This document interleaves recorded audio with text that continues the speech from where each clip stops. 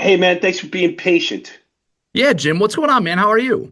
I'm doing good. Thanks for being patient. I'm sitting there I'm like, "Hey, I gotta go. I gotta get on there. What are we doing?" Dude, So, I do mornings here, man. I was sitting here like debating taking a nap. It's totally cool.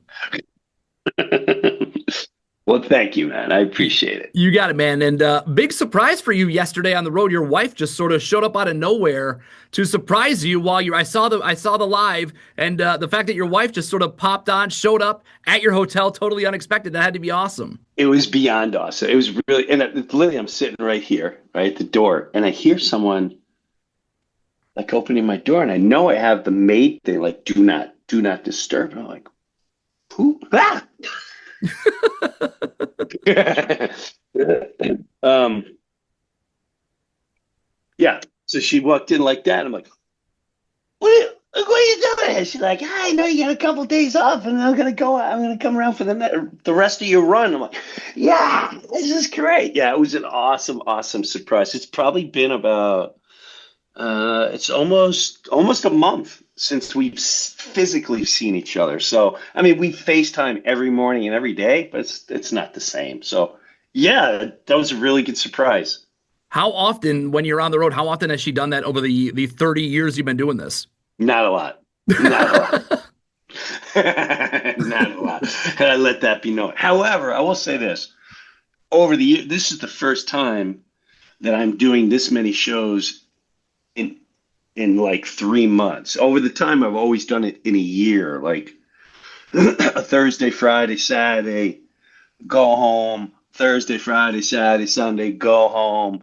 This one is uh, every single night, every other night for 3.5 months, and just knock it all out.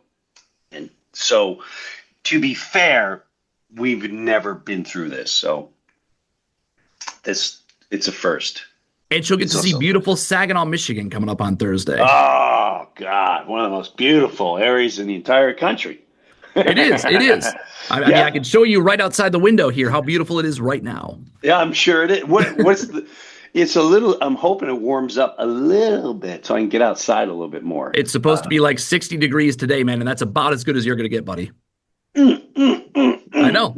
I know. That's really good. All right, because we rolled in last night, and it was a little chilly. It was a little chilly walking around. So if the wind is gone and we're hitting 50, 60, this is going to be an awesome 2 days. No doubt. Yeah, you've got shows in Saginaw, shows in Detroit. And I think the last time that I saw you, it was, Yeah. we're going back, man, but we're talking like 2019, Grand Rapids, the Metallica tour, which Oh, was, I know. And that I, was the last show. was it? Yeah, it was, yeah. Yes, it Van was Andel Arena in March. Grand Rapids. And it was in a March. It was March. It was the very last show. And the reason why I remember that is A, it was the last show, and B, there was a comedy festival, and I think Brian Regan was the headliner. And Brian and I were hanging out at that night at the hotel and just laughing and hanging out with the Metallica crew and us. Wow. I remember that. That was a lot of fun. It's got to be. I mean, I know you're a metalhead, man, but being a metalhead and then performing for a metal crowd before the biggest band in the world has got to be. I am. I'm curious how even the decision is made to do those shows. When you're approached, is it an immediate like, yeah, let's do it, or do you start questioning like, what is this crowd going to say when I walk out there? What are Oh, they? no. Oh, No. no. I'm such a big Metallica fan. I grew up diehard Metallica fan. Then I got to know them in the 90s and I started hanging out with them. So when it was finally presented by them, I'd even hesitate because in my mind, I went, I know this audience. I know what they're going to want and I know what they're not going to want. And I knew if I was sitting there and some banana walked out, like, I'm already angry and I can't stand this person. And that's why I knew. And when they gave me free range to do whatever, they wanted me to be more interactive and just kind of do whatever I want. And once I figured that out, like I don't have to be a stand-up comedian. I just got to be entertaining until they come out. That's it.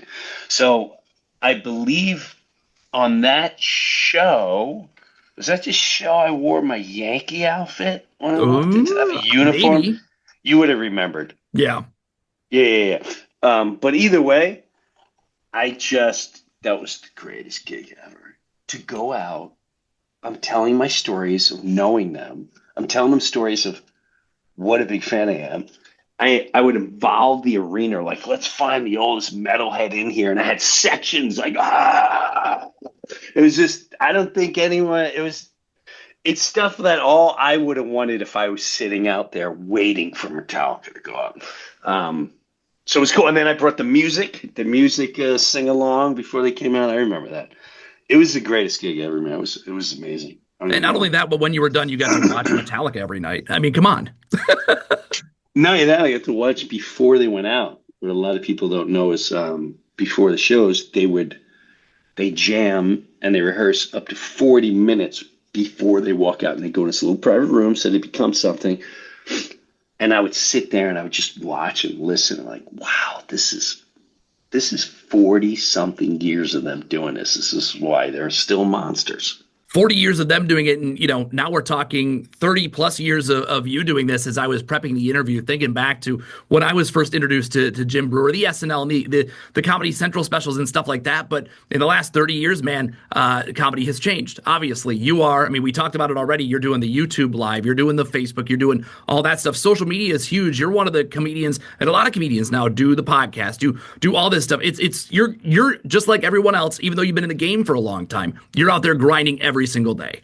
I got to because I'm not a TV guy. I'm not a film guy. I left that world a long time ago. So leaving that world to raise kids and be around the family, I had to figure out how do you still kind of be out there and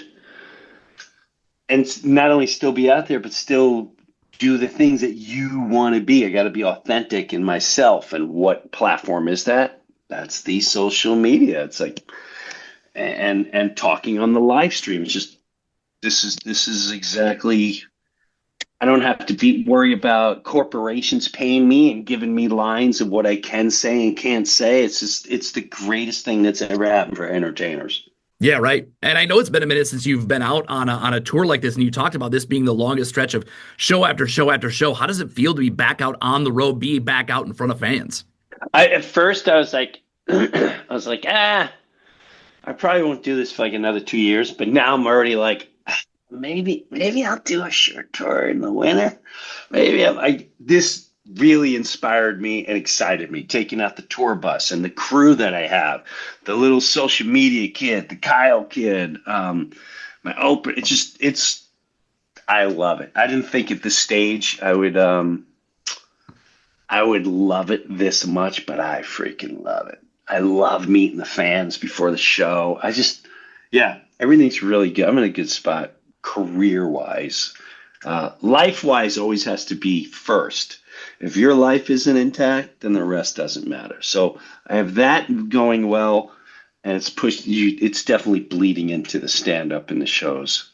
And I imagine with doing stand up and doing the live shows, the 24/7 news cycle that we live in now really provides you with material. Basically, you wake up, you look at your phone, and there's something else has happened that now you can put in the live show, you can start working that into sets and things like that. Well, yes, and I at first I was really leaning into a lot of that stuff. And listen, it gets a lot of viewers and people but the one thing that I didn't like with all the news world events and all that was it still makes people angry, and I didn't like that. So even though I was still trying to find the funny and all that, it still was coming off how everyone feels: frustrated, angry.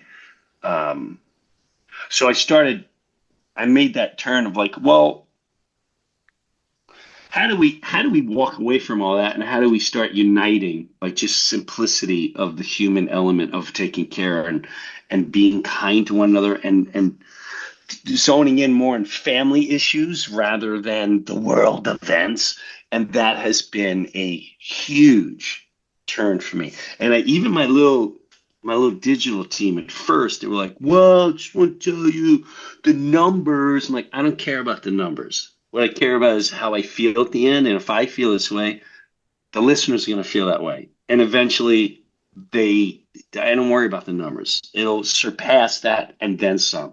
And it's exactly what has happened. And the overwhelming feeling of people coming up to me and handing me things that are positive and really beautiful, and uh, that is well worth it all. Then I know this we're walking in a good direction. So the world events, um, the more you detach your emotions, the more you see them for what they are. It's a show. It's a movie. It's to control your emotions, your feelings, your energy. It's like a vampire, a leech vampire sucking to make you angry and divided and all that. And I think I'm going to say a lot of people are waking up to it and walking away from it. And the more we walk away from it, the less we go, yeah, we got to do this. And we get, no, we don't.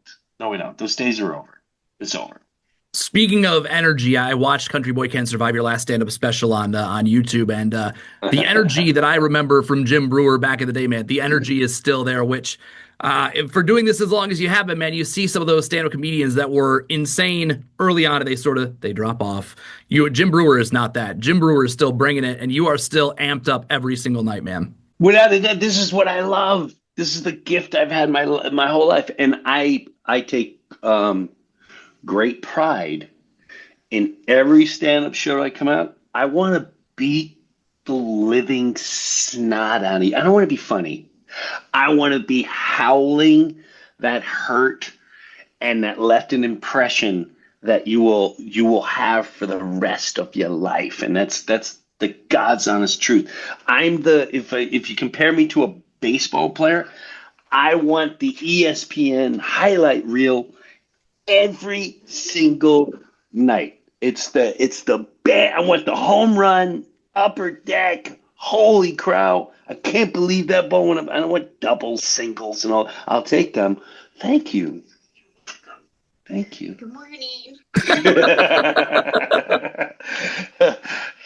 So that's what I still live for. So I appreciate you saying that or noticing it. But yeah, I still am like that, and I'll be like that until I'm dead. Yeah, you'll be like that Thursday night in Saginaw at the Vault. I'm curious, with you doing these shows and doing this tour, is there the potential? I mean, it's been a couple of years since the last stand-up special came out. Is there the potential that there's another one on the horizon? Yeah, I already know when I'm filming. I'm going to be filming in a couple of weeks.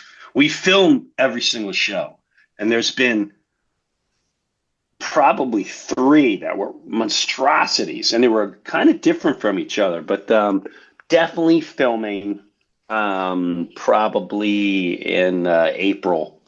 In April, going to film probably in New York for three shows, or possibly in Florida as well. So we'll have and that's a good thing too, is like when you're not working with companies and they're paying you all this money, I have the means to film any show and go, you know what? I thought that was going to be the special, but now that one's going to be the special. We have four different sets to pick from. Let's go with that one. But yeah, definitely. Not only going to see special, but I'm working on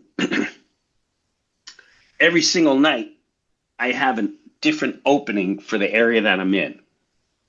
So we've already got about 45 minutes of just the openings of certain areas that I've been to that just will be just as howling funny if you live in Mississippi and you're listening to the Michigan Open, or if you're listening to the New York Open.